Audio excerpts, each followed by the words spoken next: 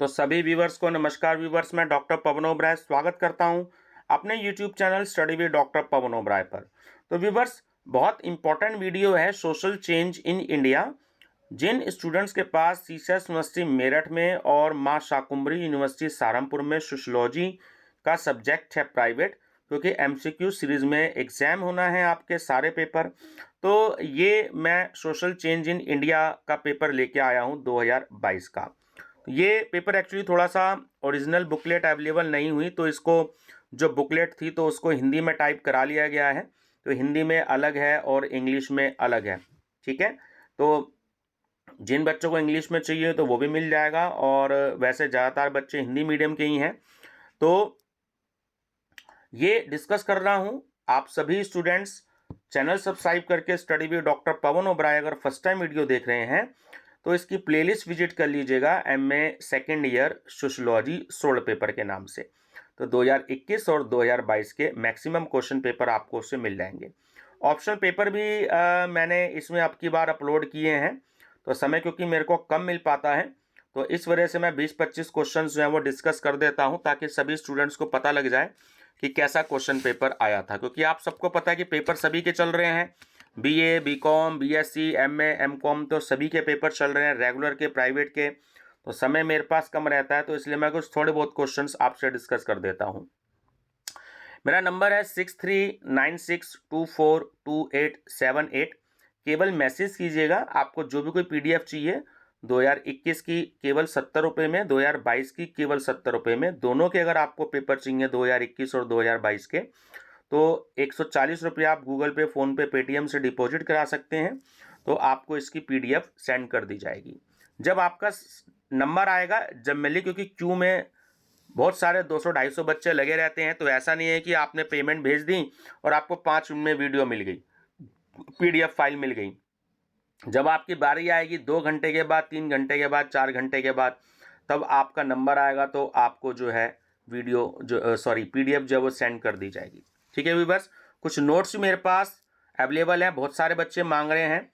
तो हिस्ट्री के बच्चों की तो लगभग 7 पेपर की मेरे पास, 8 पेपर की मेरे पास वीडियो है, और वीडियो के साथ साथ जो है पीडीएफ भी है, ठीक है। तो आपको जैसे चाहिए आप मैसेज करिएगा, आपको उसके हिसाब से बता करके आपको वो नोट्स भी दे दिए जाएंगे उसके अलावा।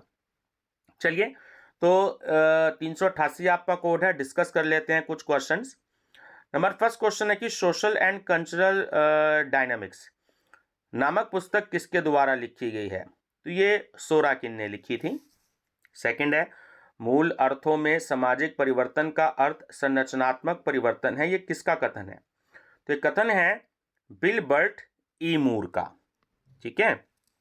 नंबर थर्ड, निम्न में से कौन सा कथन उद्विकास की सही व्याख्या है?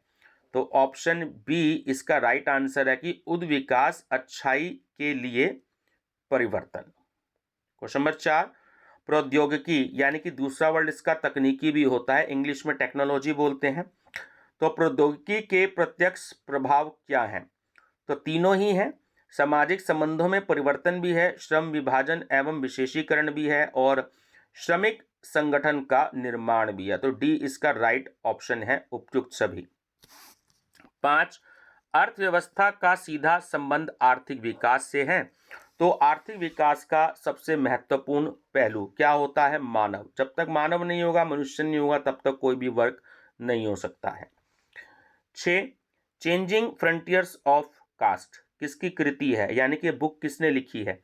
लिखी है MS श्रीनिवास ने। 7, एक जीवन पद्धति का दूसरी में उसी के साथ परिवर्तन कहलाता है, तो वो कहलाता है पर संस्कृतिकरण। 8, धर्म का सामाजिक सिद्धांत किसने प्रतिपादित किया? तो वो दुर्खिम ने किया। 9, किसने समाज एवं जीव में सादृश्यता प्रतिपादित की है? वो स्पेंसर ने की है।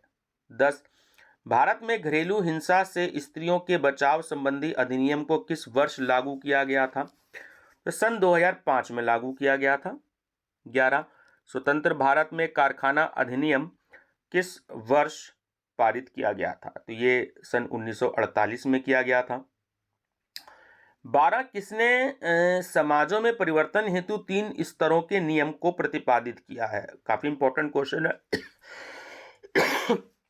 अगस्त काम्पटे ने, ठीक है, काम्प्ट शॉर्ट में लिखा हुआ है। नेक्स्ट है 13 कि भारत में किस वर्ष जवाहर रोजगार योजना प्रारंभ की गई थी? सन 1991 में। 14 नंबर, भारत में नागरिक अधिकार संरक्षण विधेयक किस वर्ष पारित किया गया था? 1955 में।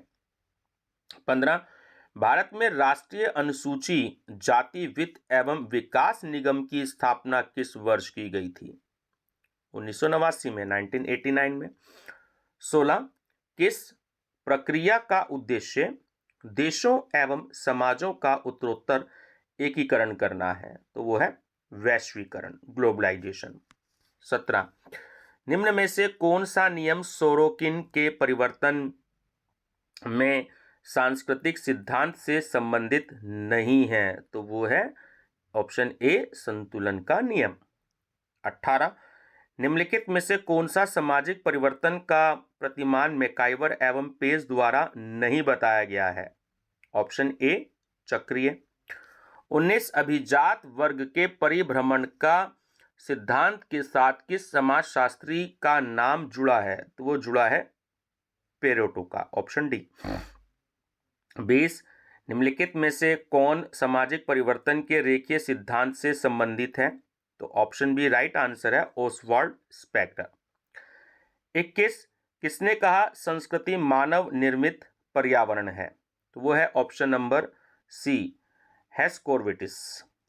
क्वेश्चन नंबर 22, निम्नलिखित में से कौन प्राणी शास्त्रीय उद्विकास सिद्धांत के जनक है? तो वो है डार्विन। ठीक है, आपने सुना होगा छोटी क्लास में लेमार्क वर्सेस डार्विन, तो डार्विन है।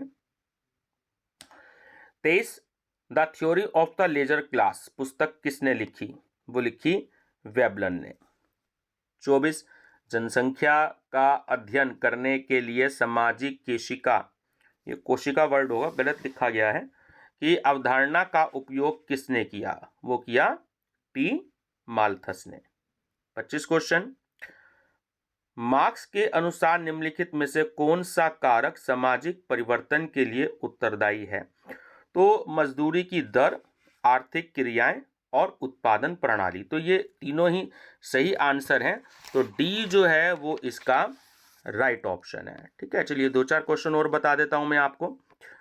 26 है कि नौकरशाही का आदर्श प्रारूप किसने प्रस्तुत किया? तो वो वेबर ने किया, ऑप्शन ए। 27, निम्नलिखित में से कौन चेतनात्मक, भावात्मक एवं आदर्शात्मक संस्कृति से संबंधित है? तो वह है ऑप्शन बी, सोरोकिन। 28, किसने कहा है कि किसी उद्देश्य या उद्देश्यों की पूर्ति हेतु अप्रत्यक्ष तथा उच्च श्रेणी के साधनों की व्यवस्था प्रौद्योगिकी है? तो कहा है वो ए के सरन ने, ऑप्शन नंबर बी। 29, भारत में सूचना प्रौद्योगिकी अधिनियम किस सन में पारित हुआ है? तो बहुत इंपॉर्टेंट क्वेश्चन है, सन 2000 में। 30, किस प्रक्रिया में पश्चिमी पोशाक, खान पान, तौर तरीके, शिक्षा, विधियां और खेल तथा मूल्यों आदि को सम्मिलित किया जाता है? तो होता है पश्चिमीकरण में, जिसे हम कहते हैं वेस्टर्न कल्चर जो हो गया। 31, सामाजिक परिवर्तन के जर्मन प्रसारवादी संप्रदाय के जनक कौन है? तो है फादर सिमेट। 32, essay on the principles of population नामक पुस्तक के लेखक कौन हैं? तो वो हैं माल्थस। 33, निम्नलिखित में से कौन सा एक प्रभाव भारत पर वैश्वीकरण का नहीं है?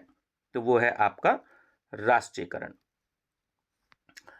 राष्ट्रीय नियोजन समिति का गठन कब किया गया?